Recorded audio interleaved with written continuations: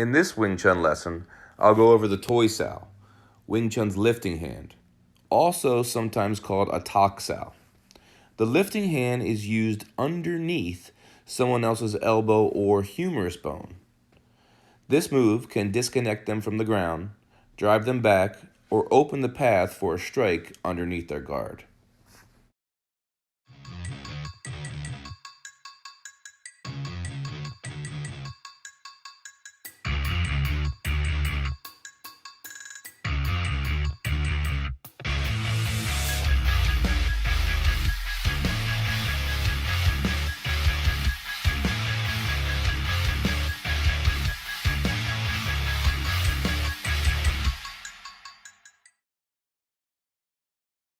Don't miss out on another lesson. Subscribe to the Adam Willis channel. A Toy Sao, right? So a Toy Sao is when I punch too high and I overextend my elbow and you just drive me back. That's all it is. It's a driving, it's a setting, it's not a slap. It is literally, so if you punch too high, it's literally just this.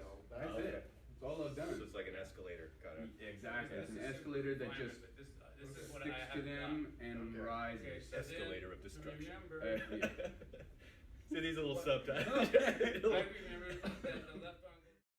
Introducing my Wing Chun distance learning program at wingchunlessons.com.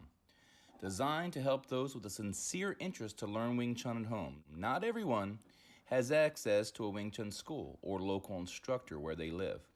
This Wing Chun home training program also gives you a chance to become certified and recognized under the Dragon Institute ranking system, which is a necessary first step for those who wish to become certified Wing Chun instructors. Read more at wingchunlessons.com.